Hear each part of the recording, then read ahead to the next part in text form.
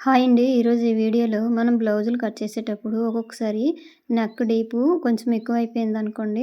అది ఎలా సెట్ చేసుకోవాలనేది ఇగోండి చూపిస్తుంది కదా! ఈ డీప్ అనేది కొంచెం ఎక్కువైపోయిందనుకోండి.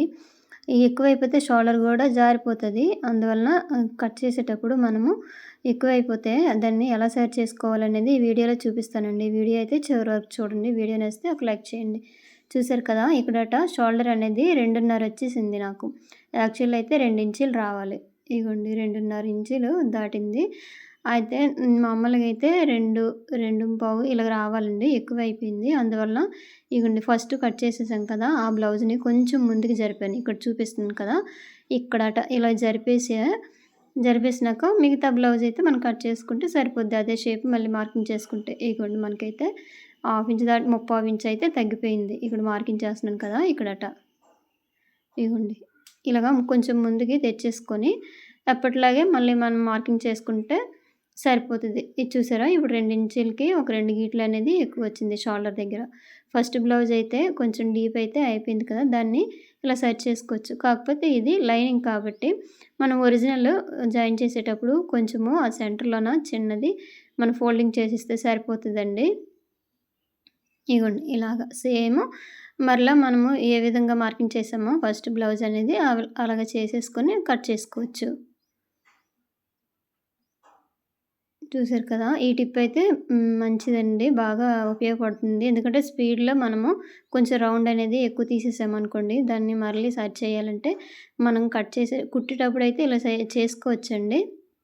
ఇగోండి. మొత్తం బ్యాక్ పార్ట్ అయితే ఇలా కట్ చేసేసాను. ఇదైతే మనం ఒక టిప్ కింద మనం యూజ్ చేసుకోవచ్చండి.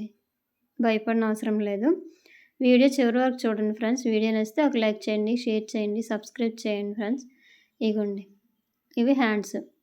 హ్యాండ్స్ ఆల్రెడీ లో కటింగ్ ఎలా తీసేసాం గదా! ఆ లో కటింగ్ గూడాను మనకి ఈ ఇంకొక బ్లౌజ్‌లోన తీసేటట్టుగా ఇలా గీసేసుకొని అదే లైన్ మీద కట్ చేసుకోవాలి. మళ్ళీ ఎక్కువ గూడా కట్ చేసేయకూడదండి. మళ్ళీ షేప్ అవుట్ అయిపోతది. ఇగోండి ఇలాగ. ఇప్పుడు హ్యాండ్స్ అనేవి కట్ చేసేసాను. ఇలాగ మధ్య మధ్యన డాట్స్ అనేది ముందు బ్లౌజ్‌కి అయితే పెట్టేసున్నాయి గదా! సేమ్ ఇదే విధంగా పెట్టేసుకోవాలి. ఇగోండి ఇక్కడ కనిపిస్తుందా మీకు లో కటింగ్ అనేది? ఈ విధంగా అనమాట.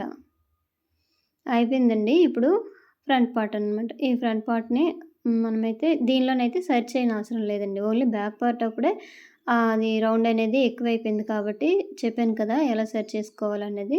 ఇగోండి దీనికైతే కరెక్ట్‌గానే మరలా నేను కట్ చేసేసాను.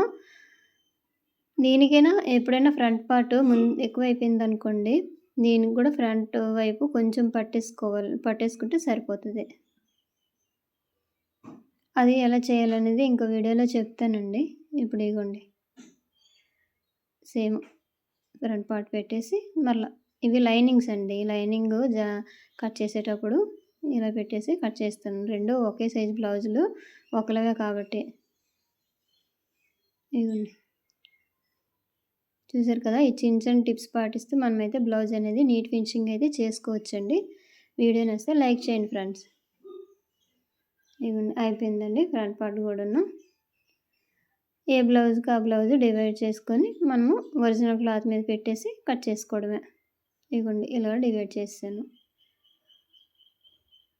ఇంక ఒరిజినల్ క్లాత్ మీద పెట్టేసి కట్ చేసేసానండి.